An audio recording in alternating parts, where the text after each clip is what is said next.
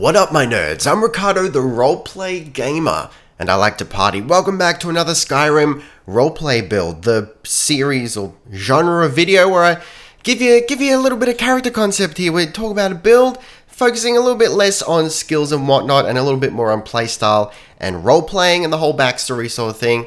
So without further gilding the lily, and with no more ado, I'd like to introduce you to the Vigilante. This is actually a character concept I've been mulling over for quite some time now. I hadn't originally intended to turn this into a Skyrim roleplay build. I was going to write some short stories about it, and it was going to have nothing to do with Skyrim. It was going to be a completely original universe. But you know, time makes fools of us all. So the original concept was basically the sexual erotic love child of Batman, who has been and still is to a certain extent my favorite superhero, or vigilante if you will, the sexual love child of Batman and the Blue Stripes from the Witcher universe, who are medieval fantasy special forces. And I just thought that was such a weird and unique concept. It had to be done. I'd never seen anything quite like it before, and it really intrigued me. So, you know, with that, you could have just said, hey, we'll make a stealthy character in light armor, wielding a bow and a dagger, and it's like, well, boring, he's like a thief assassin.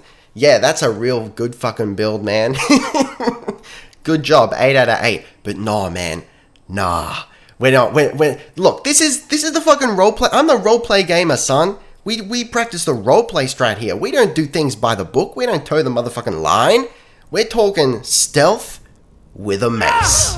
I just blew your goddamn mind hole, didn't I? I can feel it over here. I got like bits of mind all over me. Feels good, feels right. Let's do it. So what's the Vigilante all about? He's actually a Breton and a Reachman, or ex-Reachman as it were. So he was once one of the savages running around the Reach causing trouble, and they decided, you know what? I could be doing so much more with my life. He was already kind of fighting for the cause of his people, so he was sort of geared in that direction anyway, just raised that way. But he figured, you know, there are a lot more people that are being stomped on, you know, being dominated by assholes all over Skyrim, and indeed Tamriel and the whole world of Nirn. There's all these people that could use his help, not just his own native people. And so he decided to go to the towns and civilize himself, and as a result he was exiled by the Reachmen, which explains why they're all hostile towards him. Haha, taking game mechanics we can't change and explaining them,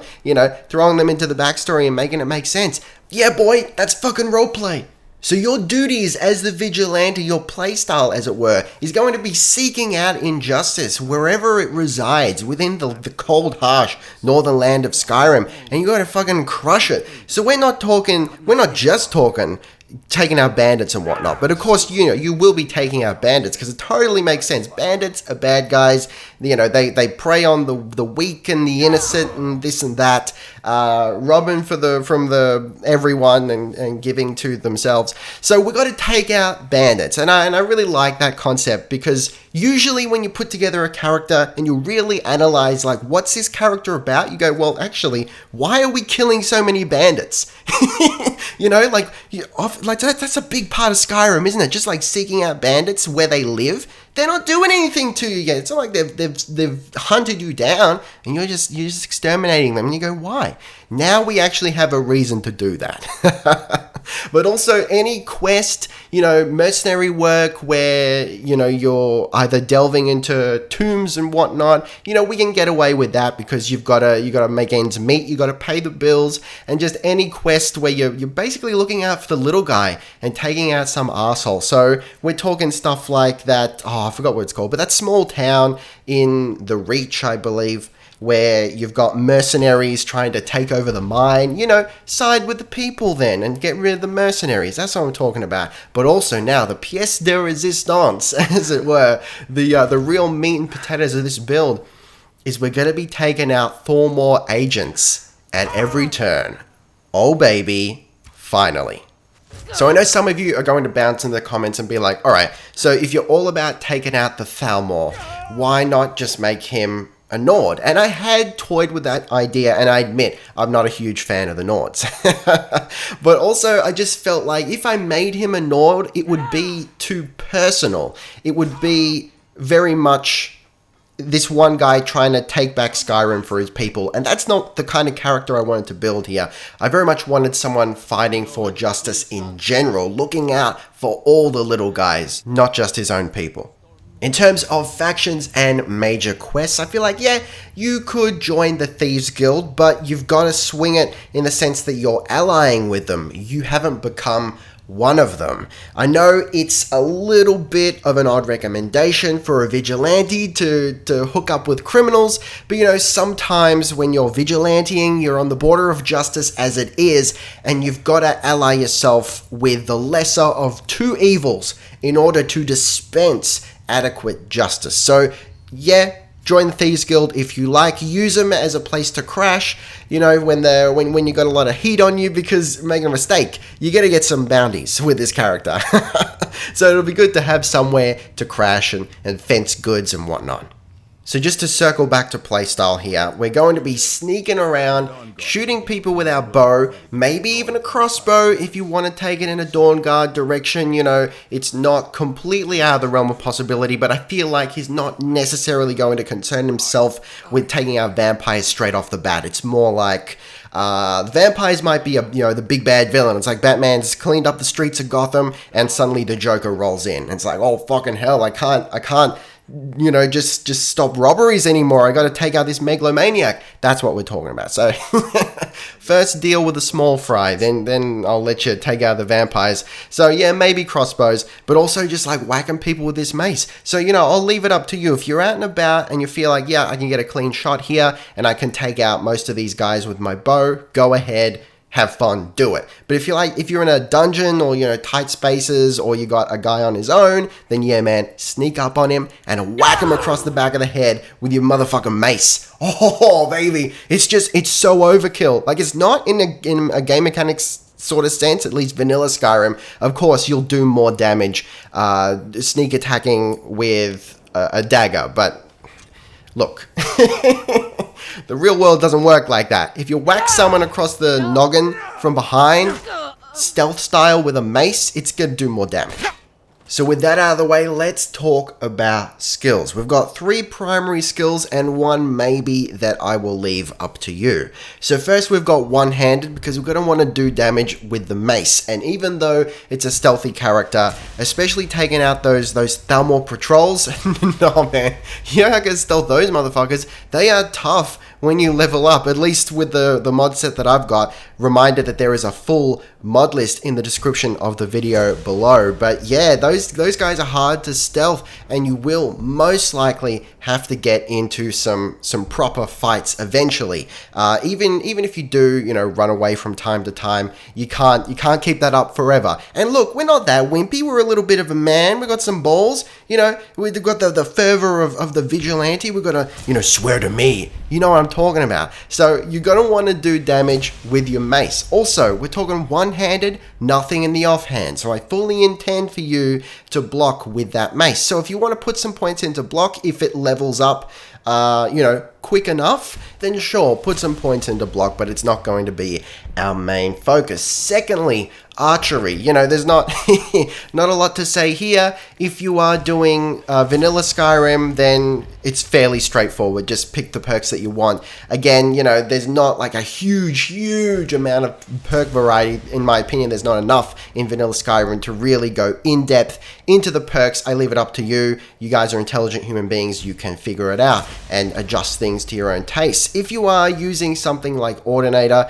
you know, you do have a little bit more freedom there. I tend to feel like you want to go into more sniping long range stuff, but you know, it really depends what kind of archer you want to be. I believe I built this particular version of the Vigilante with, you know, fast firing, crippling sort of stuff in mind, but you know, in retrospect, we probably want to look more into long range sniping sort of stuff. You want to like take some pot shots and then hide, and then if things get real, you pull out your mace and the fighting starts.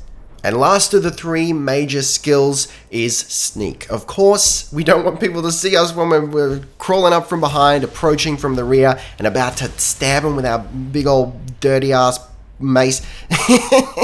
There's not a whole lot to say about this one. If you're rocking vanilla Skyrim, it's all fairly straightforward. You know, you got to be putting points into stealth, muffled movement, backstab. etc. and so on. If you want to do Shadow Warrior, you know, I guess it can't hurt, but it really facilitates more a hit and run sort of playstyle. So if you want to focus a little bit more on the bow and doing hit and run attacks like that, a la like an Athelian Ranger, you know, Faramir, rocking some Faramir action, I can get into that, then sure, you know, that works. But if you're like literally crawling up to a Thalmor patrol, you hit one of them on the back of the head with a mace, and they all go, "Hey, what's this fucker doing?"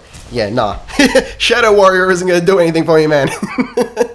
So in terms of optional skills, I did mention block before, and if it is leveling up just through your standard play and blocking with the mace, then sure, put some points into it if you want, but do keep in mind that a lot of the perks do require that you actually use a shield. You know, some of them do work with a one-handed weapon or a two-handed weapon, but yeah, just keep that in mind. Otherwise, we're talking maybe light armor, and again, this is dependent on whether you're actually getting hit enough for it to level up. You know, ideally, we're stealthing a lot and hopefully dodging out of the way of attacks wherever possible, so we won't really be getting hit that often. In terms of magic, I've decided to go with no magic whatsoever. I had originally toyed with the idea of doing illusion, and if that's the path you want to take, then, you know, by all means, but I ultimately decided that it didn't really fit the style of the character. We're very much a gritty, you know, boots on the ground sort of vigilante. What does that mean? I don't know. It's just something I heard once.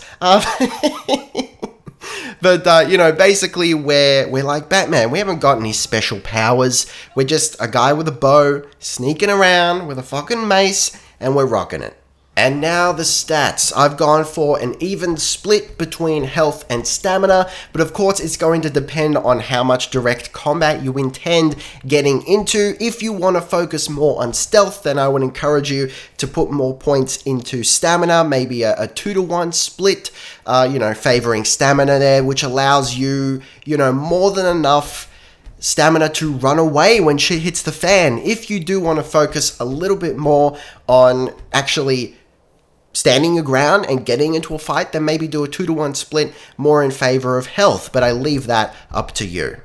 Last but certainly not least, we're talking armor and weapons. So I'm not going to be too specific here because, of course, you're going to be upgrading your armor and weapons as you level up because it only makes sense. So in terms of armor, we're talking light armor, but something that fits within the style of stealth, you know? So you're not going to be running around with glass armor because it looks ridiculous. It's like, hey, yeah, I'm trying to sneak up on this Thalmor patrol and the light's shining off me and suddenly it's a J.J. Abrams film.